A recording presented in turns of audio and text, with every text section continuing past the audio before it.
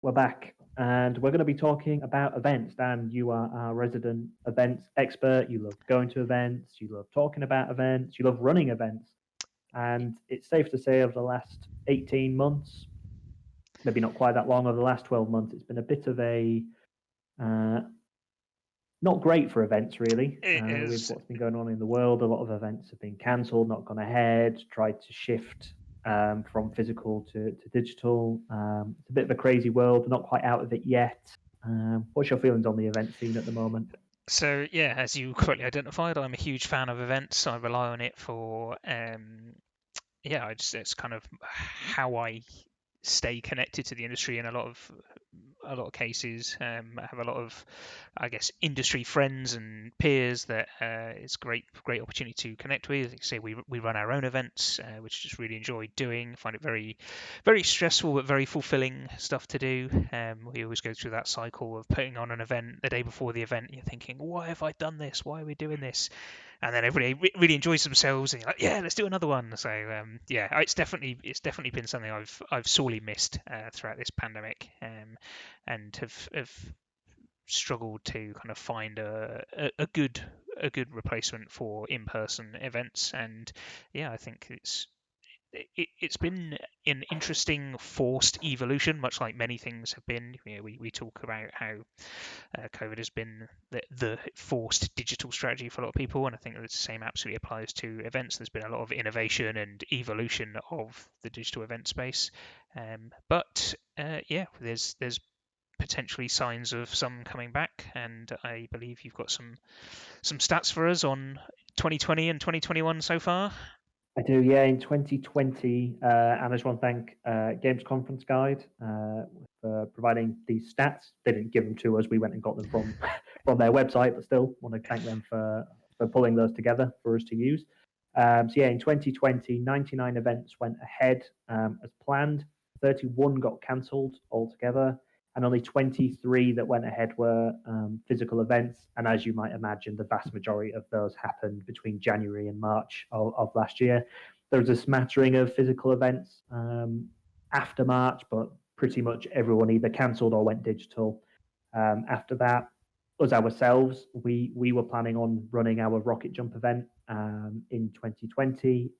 That's always historically been a physical event where we've had people come in, we've done interviews, had keynote speakers, had people come in and showcase their games, and obviously that just wasn't possible last year. So we took the decision and we moved digital. We didn't completely cancel the event. We took a different approach, and Adam did a great job of that. There's some good interviews on our YouTube channel which you can check out after the show.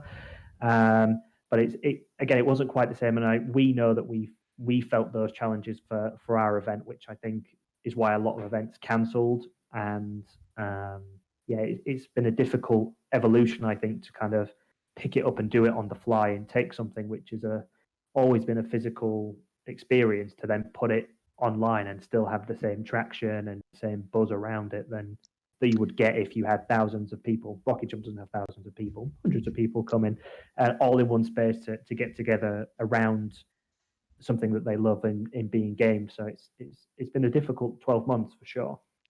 And I think it's interesting. We touched on this last week on the show that these standout events. So yeah, you mentioned the stats we're getting from GameConf Guide. That's specifically focused on like global events. So these are the events that would have attracted a global audience. People would have travelled across international borders, getting flights and everything else.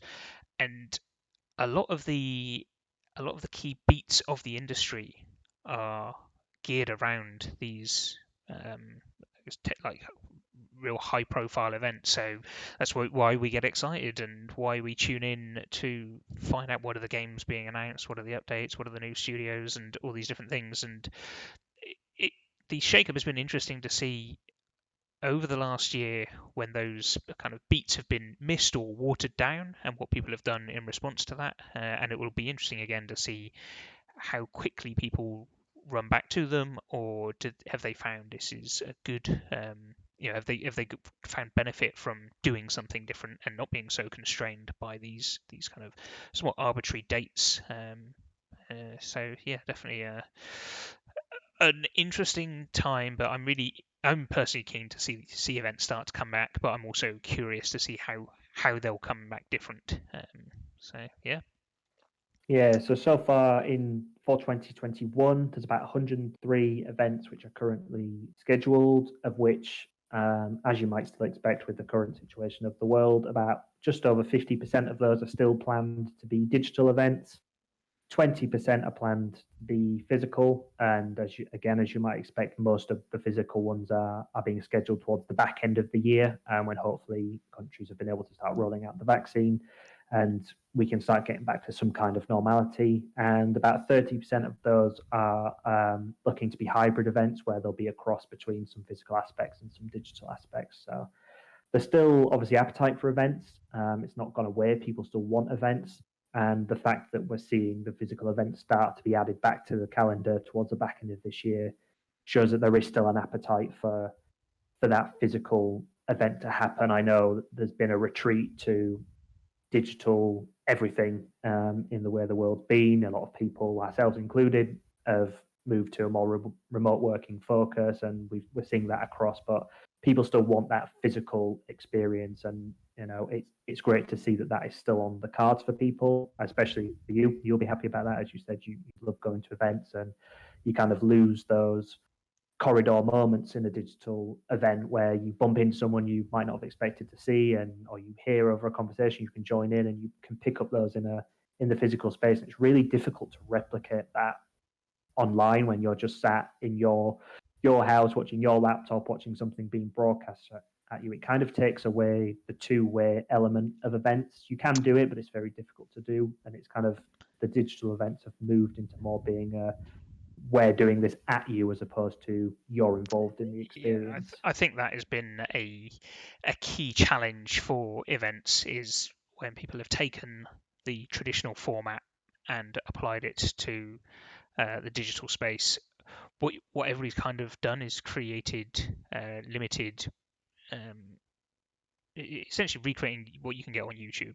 Here's this person, they're going to do a talk, but it's at this time and it's available on this channel, and that's not really how people want to consume that sort of content. You want to go on YouTube and you want to say, I want to find out the latest from this person or this topic, and read that. It will consume that on demand. But like I say, it's those corridor moments and the conversations that are triggered by the talks in an event setting, and the fact that you know the other people who are in the same place, and you arrange to meet up and catch up and have business development discussions.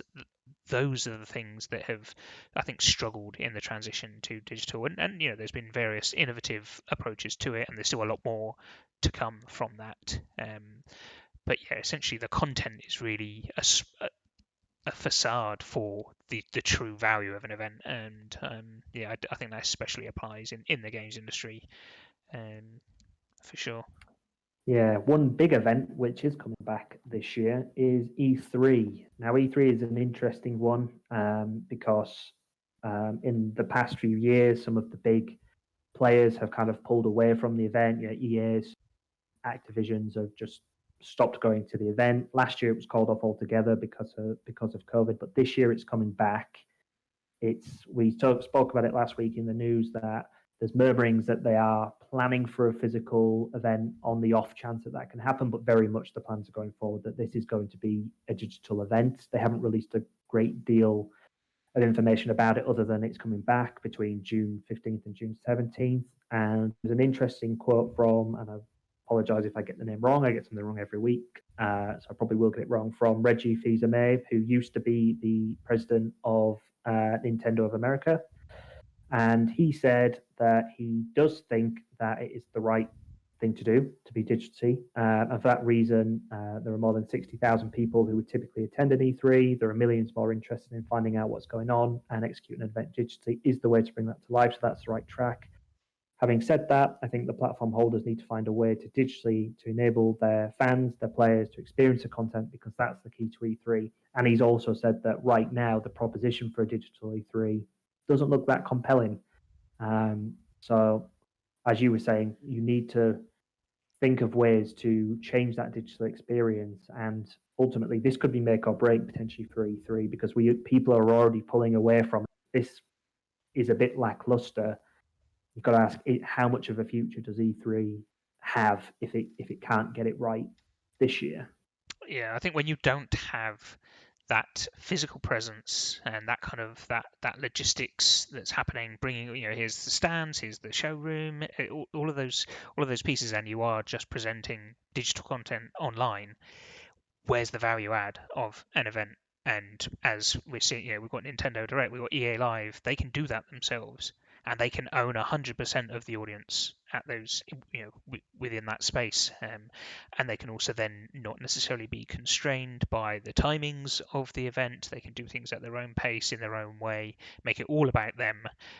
So where is the value add for E3 of an E3 or equivalent? And like I said, we don't have any details of what E3 is going to look like, but it'll be interesting to see how they're looking to do that, and what value the participants, the game studios, the publishers will get from engaging with it versus doing their own thing. And that's not to downplay the immense amount of effort and organisation that's needed to put on an event, but I definitely think there's kind of diminishing returns of somebody else organizing it and you showing up and presenting your content, because at the end of the day your content is evergreen. It will be available online, and if you have your own presence, you have your own audience, and they have an appetite for it, they don't need for you to be constrained by E3. Yeah, and thinking about the quote from Reggie about making it a bit more interactive and getting hands on. I mean, Devolver did a really innovative thing this year with their Devolver Land, where they kind of took the event spun it on its head, and they actually made it into a game to showcase their games as an event. So people can do it, and as you say, that's to a lot of people is a lot more engaging than sitting down and just watching a broadcast through your laptop screen on Twitch or YouTube. So it's really going to be interesting to see where it goes, and if E3 is going to mix it up and do something different, or if we'll kind of see it fade away and things will just become like EA Lives and Nintendo Directs, and everybody will just go out and do it themselves, because why would you not? But moving away from the big events, I think what is interesting about the way it's moving, we were talking about this just before we came on, is kind of being able to now get access to more niche events, if you're interested in something niche. So what are your thoughts on For that? sure. I definitely think that is an area ripe for opportunity, because the big global events, your E3s, your GDCs, your Gamescoms, they are the kind of the mass audience events, and as we've already covered, you kind of that content digitally can be catered for in other ways. What you don't currently have is a recognized familiar opportunity for people to get a bulk digest of a specific type of content. So we talk about, say, maybe narrative games, and there is a small event, I think it's Ludo Narracon, I think is the name, that focuses just on these narrative adventure narrative games. And if you're a fan of strong narrative titles, and maybe there's a small percentage of that kind of content at an E3, whereas if there's an event specifically for it, yes, it's a much smaller audience, but they're going to be a much higher engaged audience, and they're going to be much more interested in every piece of content at that. Likewise, so that's kind of genre focused or game mechanics focused. You can also do other smaller groupings of games, and we had experience this by our involvement with the Guildford Games Festival, where we were able to put on it was a geographic grouping of games company, an celebration of games companies from a geographic region, and that is obviously a very niche kind of segmentation, but by moving our event into the digital space, we were able to expose that group of companies to a global audience. And again, sort of looking at the other end of the spectrum, the smaller studios were perhaps able to achieve a lot more through that than they would have otherwise been able to do by themselves. So I think looking at more smaller niche events is a really interesting opportunity. Definitely something I think we'll see more of going forwards.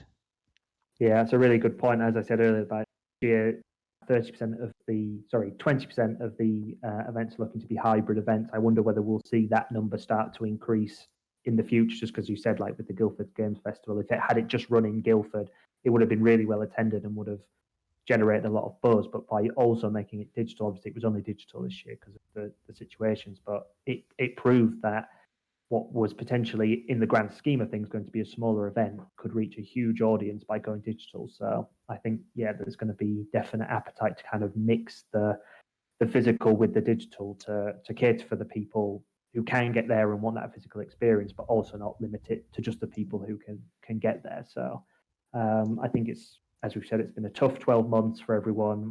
I think it's going to continue to be a tough 6 to 9 months, probably realistically.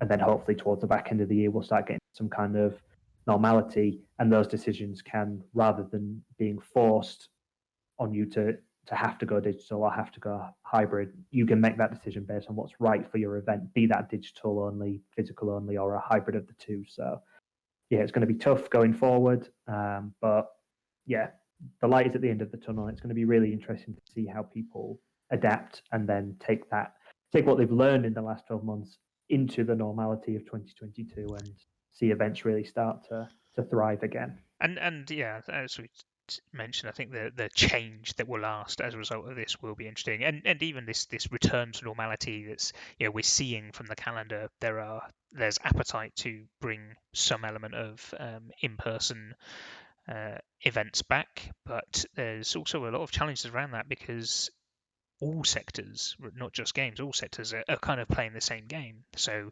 things like event space is extremely difficult to arrange, both in terms of securing that it's going to be available, because who knows, and then obviously with every event across every industry trying to cram in their big showcase event in the last 3 months of the year is creating a lot of challenges, and people will be pushed to continue to adapt and change how they do things.